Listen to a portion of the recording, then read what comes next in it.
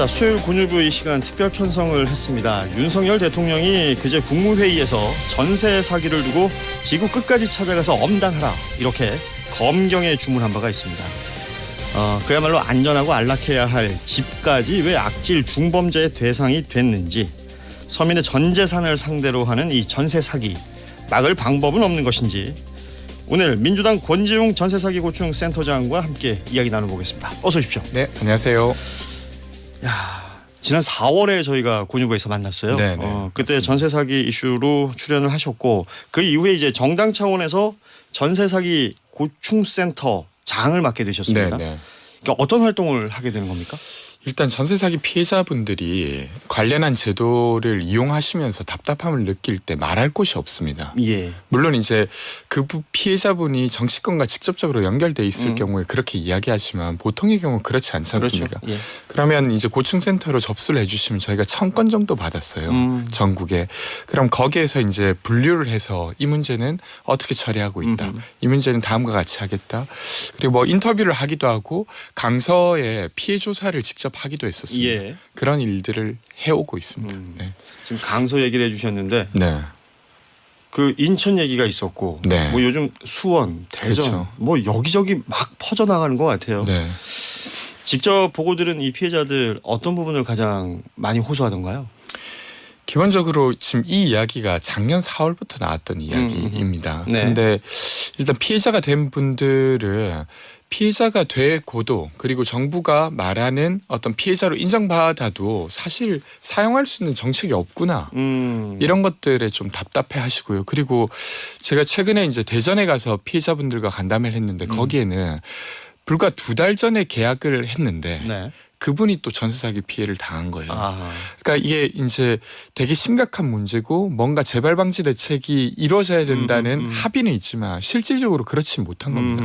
그분도 본인이 알아볼 수 있는 모든 걸 다 알아보고 계약을 했는데 예. 결과적으로 임대인이 했던 거짓말을 피할 수가 없었고 지금 보증금을 받지 못하는 위기에 예. 놓여 있는 뭐 이런 상태가 계속 지속되고 있습니다. 이 전세 사기의 답답함이 바로 그 부분입니다. 이 세입자들은 내가 할 수 있는 건 다 하거든요. 그렇죠. 뭐 등본 살펴봐라, 등기부 살펴봐라, 뭐 그 동네 시세 제대로 알아봐라, 발품 팔아라, 뭐 다양한 얘기들 세입자들은 다 알아봐요. 왜냐하면 그게 내 전 재산이기 때문에 그렇죠. 다 알아보는데, 이런 일이 말씀하신 것처럼 불과 2달 전에, 이게 전세 사기 뉴스가 계속 나올 때도 전세 사기는 벌어지고 있다. 그러니까 그 피해자 중에서는 변호사도 계시고, 아이고. 30년 공인중개업을 했던 분의 가족도 계시고, 심지어 LH라는 기관도 전세 사기를 당했어요. 그러니까요. 그러니까 이게 이제 최소한 요즘은 그런 이야기 많이 안 하시는데, 개인이 너 혹시 좀 잘못 알아봐서 그런 거 아니야? 이런 이야기는 좀 들어가긴 했습니다. 근데 그래요. 예. 여전히 일각에서는 그런 시각으로 이 문제를 보는 것도 있어서 좀 시정이 필요해 보입니다. 그러면 지금 앞서 대전을 가서 간담회를 하셨고, 네. 최근에 이제 수원 전세 사기 얘기도 나오고, 이게 지역이 계속 많아지고 있단 말이에요. 이건 어떤 의미로 해석하고 계신가요? 그러니까 저는 그 연초부터 그런 이야기를 들었는데 아마 전세 사기는 내년 초까지 계속 피해가 보고될 거다. 왜 예. 그러냐면 저희가 계약을 하면 보통 2년을 계약하지 않습니까? 그렇죠. 그러면 2021년 상반기를 떠올려 보면 그때만 해도 전세가가 높았고 그리고 저금리였어요. 예. 그러니까 그때 계약하셨던 분들도 보증금을 못 돌려받을 가능성이 높아요. 왜냐하면 전세가가 계속 오른다고 하면 또 다음 사람이 자기보다 더 높은 전세금으로 들어오니까 빠져나올 가능성이 높지만 지금 그렇진 않지 않습니까? 그렇죠. 예. 그리고 임대인이 이제 사실은 임대사업자로 되게 너무 많은 주택을 보유하고 있고 그 임대 보증금을 돌려줄 어떤 여력이 없는 상태일 가능성이 높아서 안타깝지만 내년 초까지 좀 상황을 계속 주시해서 봐야 되지 않을까 싶습니다. 지역도 건수도 늘어날 가능성이 더 높다라는 얘기를 해주셨는데, 네. 이게 정부에서는 대대적 단속을 한다. 전세 사기 막겠다. 계속해서 얘기를 하지만 흔히 말하는 그 위험 매물이라는 건 또 있는 거잖아요. 네네. 이건 왜 그런 겁니까?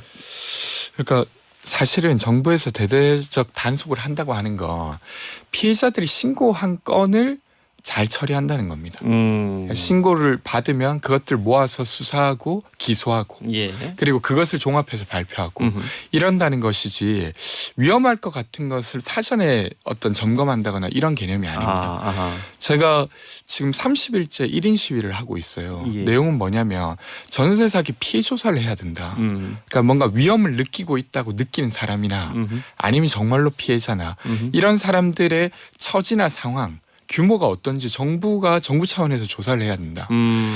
왜냐하면 제가 이제 강서에서 피해 조사를 할 때 집을 9천 가구를 돌아다녔어요. 예. 왜냐하면 어디가 피해를 입었는지 누가 피해자인지 알 수가 없기 때문이죠. 예. 근데 그 중에서 240명을 조사했는데 근데 정부는 정부 기관에 지금 상담을 들어오는 사람들이 있습니다. 그럼 그분의 연락처 대략의 신상을 알고 있기 때문에 그런 사람들을 토대로 정말로 피해를 입었는지 아니면 왜 우려하고 있는지 이런 것들 조사할 수 있는데 그런 것들을 해야 좀 사전에 혹은 아니면 먼저 확인할 수 있어요. 사실은 전세 계약이 끝나서 뭐 재계약을 하거나 이사를 가기 전까지는 네. 내가 보증금을 돌려받을 수 있다 없다 이걸 확인하기가 쉽지가 않죠. 그렇죠. 그러니까 불안하니까 집주인께 가끔 안부 전화를 예. 하던 걸 좀 자주 하게 아하. 되는 거죠. 잘 지내시나요? 야, 이런 일들이 지금도 계속 벌어지고 있습니다. 예. 여기서 이제 네. 책임에서 자유로울 수 없는 것 중에 하나가 공인중개사들하고 은행이 아니겠느냐. 그렇죠. 네. 이 부분도 꼭 짚어봐야 될 것 같아요. 그러니까 피해자분들은 공인중개사와 은행에 대한 어떤 답답함, 어떤 분노 이런 게 되게 큽니다. 왜 그러냐면 사실 임차인들은 그 물건을 둘러싼 권리관계나 이런 것들을 다 일일이 파악하기가 쉽지가 않아요. 네. 그러니까 일단 법적으로도 알아볼 방법이 없기 때문에 공인중개사에게 기대는 건데 네. 근데 공인중개사가 그 물건이 안전하다고 하니까 계약을 그렇죠. 했고 본인이 알아본 것도 있지만 그리고 대출을 받는다고 하는 건 대출 심사를 하지 않습니까? 네. 그러니까 은행이 이 물건이 최소한 전세금을 다시 돌려받을 수 있는 은행이 돌려받을 수 있겠다라고 확인을 해준 거니까 그것들을 믿을 수밖에 없는데 그 기간에서 이것을 전혀 위험 인지를 해주지 못했다는 것에 대한 답답함이 있고 오늘 오전에 대전에 있는 전세 사기 피해자들이 대전에 있는 새마을금고를 대상으로 기자회견을 합니다. 그러니까 유독 특정 지점에서 전세 사기 피해자들 대상으로 대출 많이 해준 거예요. 예, 예. 그러면 혹시 어떤 이 전세 사기에 가담했던 건 아닌가 이런 의심도 하고 있어서 오늘 어쨌든 그런 기자회견이 열릴 만큼 사실 좀 책임이 있지 않나. 물론 모든 은행이나 모든 중개사가 그렇다는 건 아닙니다. 예, 예. 네, 그런 의심이 있을 만한 곳은 그래도 확인을 해봐야 되지 않을까 싶습니다. 이게 전세 제도라는 게 2년 보통 평균 2년을 하고 네. 뭐 갱신을 한다고 해서 그러면 그 기간 동안은 편안하게 살아야 되는데 불안해. 지금 불안해요. 이게 이런 것들이 지금 우리가 살고 있는 실시간으로 진행되고 있는 일들인데 송윤숙님이 문자 메시지 보내주셨습니다. 안타까운 현실 전세 사기 꼭 퇴치되기를 많이 애써주세요라고 메시지 보내주셨고 김현미님 10월 24일부로 전세 2년 기한이었는데 3일 전까지 집주인한테 돌아온 답은 기다려봅시다라는 답변뿐이었습니다. 새로 이사갈 집에 계약금도 준 상태고요. 새 집주인이 기간 내 이사 못 오면 계약 취소한다고 하는데 그래도 전 할 말이 없는 건가요? 현 상태 이 건에 대해서 내용 증명도 접수했는데 이거 얼마나 시간이 걸릴까요? 이거 어떻게 해야 됩니까? 그러니까 지금 사실은 임차인이 할 수 있는 건 자신의 의사를 공식화하는 것. 그게 그러니까 내용 내용 증명이나 아니면 문자 예. 보냈던 주고받았던 이런 것들 정도고 지금 단계에서 뭐 소송을 시작한다 하더라도 한참 걸릴 일이고 그리고 임대인이 돌려주지 않은 그 보증금에 대해서 이자를 받을 수 있긴 해요. 예. 근데 그래봐야 그게 5%에서 6% 정도입니다. 그러니까 사실 전세금을 빼야 다음 집을 가는 거지 않습니까? 예. 그러니까 이게 다 맞물려 있는데 기다려 봅시다라는 임대인의 어떤 답변에 아무것도 할 수 없는 것 자체가 지금 현실이라 좀 개선이 많이 필요해 보입니다. 아니 뭐 요새 그런 일들이 너무 많아요. 다음 세입자가 들어와야지 돈 받아서 돌려주겠다라는 얘기를 많이들 하십니다. 네, 그거 잘못된 거잖아요. 그렇죠. 왜냐하면 계약을 했는데 예. 계약을 어기는 것이 마치 당연한 것처럼 음흠. 그러니까 어떤 시장 상황이 좋아지지 않으면 내가 계약을 지킬 수가 없어라고 당당히 말해지는 것 자체가 문제가 있는 것이고요. 그래. 사실 이번에 전세 사기가 대규모로 터지면서 더 부각된 것이긴 하지만 전세 제도에 대한 어떤 개편 이런 것들에 대한 얘기가 더 많이 나오고 있습니다. 그 전세 제도 얘기를 한번 해보자고요. 네. 이게 이 시스템 자체가 이렇다 보면은 뭔가 앞으로 이게 변화가 있어야 되지 않겠습니까? 전세 사기라는 걸 막기 위해서도 그렇고 네. 전체적인 주거 안정을 위해서도 필요하지 않을까요? 네. 그러니까 크게 두 가지 방향이 있을 것 같은데 하나는 임차인이 일단 계약하기 전에 알 수 없는 것들이 너무 많아요. 지금 법이 개정됐다고 하지만 그 임대인의 그러니까 집주인의 국세 체납이라든지 이런 것들도 계약서를 쓴 다음에나 볼 수 있습니다. 그렇죠. 예. 근데 계약서를 쓴다고 하는 건 아시겠지만 이미 계약금을 뭐 줬다는 수백만 거죠. 원에서 예. 아니면 1,000만 원 정도는 준 상태예요. 보통 10% 주니까요. 근데 그 예. 상태에서 뭔가 임대인이 뭔가 나에게 거짓말을 했다는 걸 안다 손치더라도 계약을 취소하기가 그렇게 쉽지는 않습니다. 아니, 계약 취소하면 내 돈 날리는 건데. 그렇죠. 예. 그리고 계약금을 돌려줄지 안 돌려줄지도 알 수가 없고. 그러니까 그런 계약서를 작성하기 전에 그러니까 가계약금을 걸기 전에 뭔가를 확인할 수 있어야 되는데 여전히 그런 체계가 안 돼 있고 그리고 사실 전세 계약 같은 경우는 보증보험 가입이 된다는 걸 확인하면서 좀 안심하고 계약을 합니다. 그렇죠. 근데 보증보험이 정말로 되는지 안 되는지는 계약을 한 다음에나 알 수 있어요. 아. 그러니까 이제 제가 방금 좀 전에 말씀드렸던 불과 2달 전에 피해를 당한 분도 보증보험 가입이 된다는 거예요. 중개인도 된다고 하고 임대인도 된다고 하고 그러면 약간 걱정되지만 그래도 집을 막 찾다 보니까 이 집이 괜찮을 것 같고 그러면 계약을 하는 겁니다.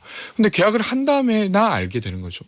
보증보험 가입이 안 되네. 예. 이렇게 되는 거니까 그 알 권리 차원이 하나 있고 두 번째는 그런 알 권리가 충족된다 손 치더라도 사실 주택 가격에 비해서 전세금이 높은 것 자체가 문제입니다. 예.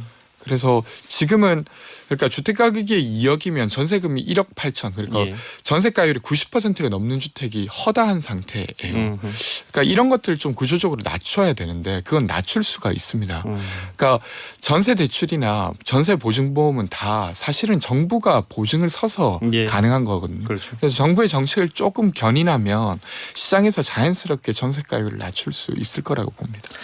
이제 뭐 총선 6개월 앞으로 다가왔다. 네네. 그러니까 선거철이 된다면 이 전세 사기 관련해서도 분명히 정치권의 이슈가 될 것이고 네. 전세 사기 특별법 관련해서도 이제 보완 얘기들이 나온단 말이죠. 네. 총선 앞두고 이 부분들은 어떻게 보완이 되면 좋겠다. 뭐 이런 부분들이 있을까요? 그러니까 총선은 내년 4월이지만 사실은 이 관련한 법을 바꿀 수 있는 시간은 11월밖에 없습니다. 예, 예. 그러니까 12월로 넘어가면 예상 국면으로 넘어가고 그렇죠. 그리고 그 이후에는 다 총선 국면으로 넘어가기 때문에 사실상 불가능합니다. 그 이제 이번에 특별법이 만들어질 때 6월 1일자로 시행될 때 국민의힘 간사인 김정재 의원이 6개월 뒤에 이걸 보완입법 하자라고 이야기했어요. 예. 그게 12월이고 그것을 성사시키려고 하면 11월에 이야기를 해야 됩니다. 제가 확인을 해보니까 이번 달 22일이랑 29일 날 국토교통위원회 소위원회 법안 심사가 있어요. 예. 그러니까 그 전에 뭔가 논의가 돼서 이 두 번의 법안 심사에서 심층적인 논의가 없으면 사실상 내년 총선까지 법 개정이 불가능하다고 봐야 됩니다. 그래서 여기에 좀 집중할 필요가 있고요. 근데 이제 제가 좀 답답한 것은 정부에서는 이 법을 제대로 개정하기 위해서 피해 조사를 하기로 했었었는데 법을 예전에 만들 때 예, 당시 그 피해 조사를 하지 않은 상태에 있고 그리고 국민의힘은 관련한 법안을 하나도 발의한 게 없습니다. 그러니까 입장을 내놓지 않았기 때문에 논의가 쉬울까 하는 좀 우려가 있는데 좀 서둘러서 국민의힘에서도 관련한 어떤 입장을 내셔서 좀 합의해서 법이 통과될 수 있도록 좀 해야 되지 않을까 싶습니다. 예, 끝으로 이 질문을 안 드릴 수가 없을 것 같아요. 뭐 정부 입장에서는 이게 어디까지 또 보상을 해야 하는 것인가. 그렇죠. 이게 뭐 사람들 간의 거래 정부가 이렇게까지 개입해도 되는 것이냐 뭐 등등등의 얘기가 많지 않습니까? 네네. 이 부분을 좀 끝으로 질문을 좀 드리고 싶네요. 정부가 어떻게 해야 된다고 보시나요? 그러니까 정부에서는 사실은 입장이 이건 그 개인 사이에 어떤 이런 일이어서 국가가 개입하기 어렵다는 입장이에요. 근데 예. 저는 그 입장을 좀 철회하시는 게 좋지 않을까 싶습니다. 두 가지 이유인데요. 그러니까 전세 제도라고 하는 것 자체가 국가가 깊이 개입한 제도예요. 그러니까 국가가 공인한 공인중개사를 통해서 하고 그리고 국가가 보증한 전세 대출을 은행이 심사해서 진행됐던 거기 예. 때문에 일정 정도 책임이 있다는 측면이 하나 있고 두 번째는 피해자들의 주거권이 완전히 훼손되고 있습니다. 그러니까 정말로 오갈 데가 없는 상태예요. 그래서 차라리 지금 개입하는 것이 이분들은 다 젊은 분들이 많거든요. 예. 그러니까 가족도 형성하고 아이도 낳고 이렇게 하실 분들인데 이분들의 삶이 완전히 다 유예돼 버렸습니다. 그래서 지금 국가가 이 문제에 대해서 개입하는 게 훨씬 더 낫지 않나는 측면이고 그걸 구체적으로 하기 위해서는 일단 피해자의 범위를 네네. 현실화해야 예. 됩니다. 지금 그러니까 수사기관이 수사를 해주지 않으면 피해자로 인정받기가 매우 어려운 구조예요. 그게 하나 있고 두 번째는 어디에 살고 있느냐에 따라서 지금 정부가 말하는 정책의 수혜 대상이 될 수도 있고 안 될 수도 있어요. 예를 들면 다가구 주택에 산다거나 아니면 다세대 주택이라도 공동담보가 걸린 물건에 살고 있으면 지금 전세사기 특별법이 지원해주는 정책에서 완전히 소외됩니다. 빠져나와 있군요. 그래서 이런 문제를 좀 해결을 해주시길 부탁드립니다. 오늘 문자 메시지 쇄도하고 있네요. 권은주님, 저도 저 전셋집 빼는데 5년이 걸렸습니다. 네. 이거 개선 진짜 필요합니다. 이현수님은 요즘은 계약서 쓸 때 단서종을 넣습니다. 계약 내용과 다를 경우 취소할 수 있다. 이 문구 넣었다가 보증보험 가입 안 된다고 확인하고 계약 취소하고 환불을 다행이네요. 받았습니다. 네.